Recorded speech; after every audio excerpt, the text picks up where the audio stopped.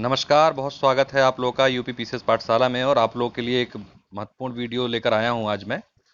और क्योंकि काफ़ी लोग मैसेज में पूछ रहे थे कि सर स्केलिंग, अगर जैसे तो आपको लोग पता है यूपी पीसीएस 2018-19 पर स्केलिंग मुद्दे को लेकर ये मैटर कोर्ट में है।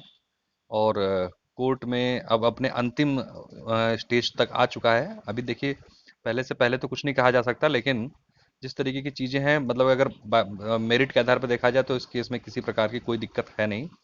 ठीक है, बाकी भाई अलग चीज़ है कि बहुत लोग कुछ कहते हैं कुछ कहते हैं, तो होने कुछ भी हो सकता है, लेकिन मैक्सिमम चांसेस तो आपको पता ही है, क्योंकि बहुत मेरिट है केस में और सब कुछ अच्छा है, पॉजिटिव है। हम लोग पूरी तरीके से आश्वस्त हैं कि सब चीज़ें पॉजिटिव ही होंगी, चाहे लखनऊ केस हो चाहे इलाहाबाद केस हो।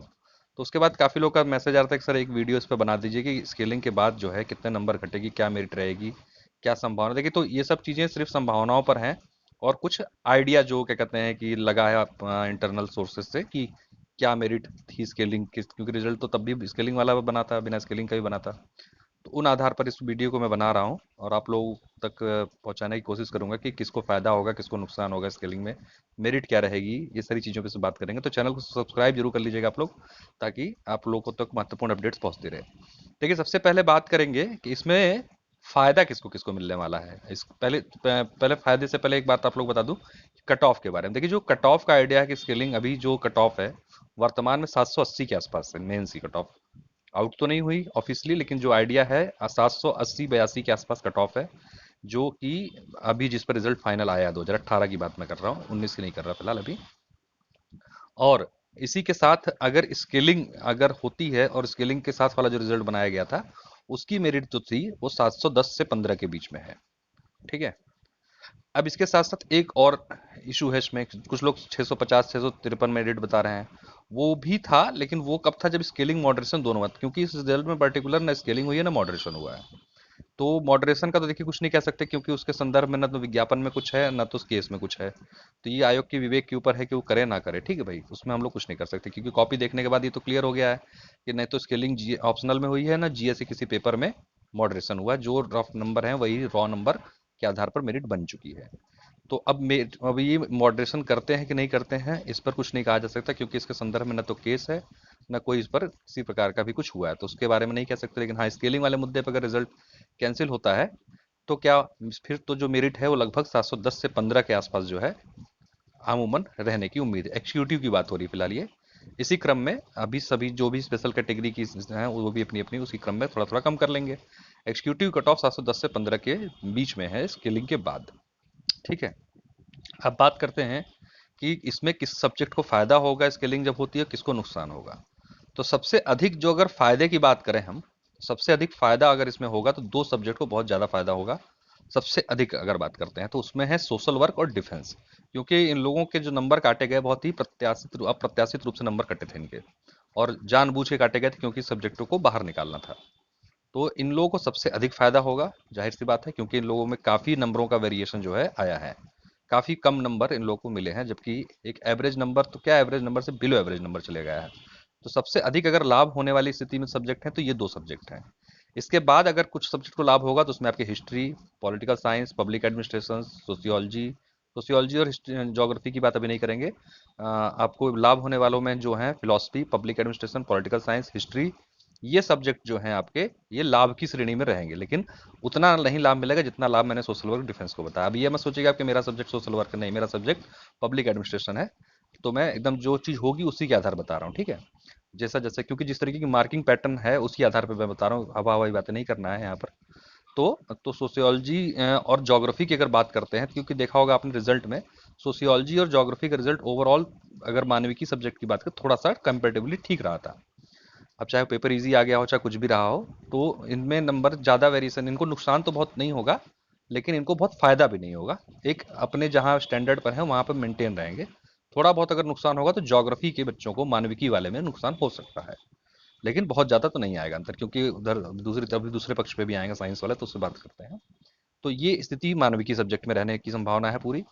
अब यहाँ बात करें नुकसान किसको होगा, तो सबसे ज्यादा जो नुकसान होगा वो दो सब्जेक्ट को होगा, वो है फिजिक्स और केमिस्ट्री। भर भर के नंबर आप लोगों ने देखे थे मार्कशीट जब आई थी 2018 वाली, तो आपने देखा था कि सबसे ज्यादा फायदा हुआ है केमिस्ट्री फिजिक्स। और इसके साथ एक और सब्जेक्ट जो 2018 में चढ़ा था वो था संस्कृत।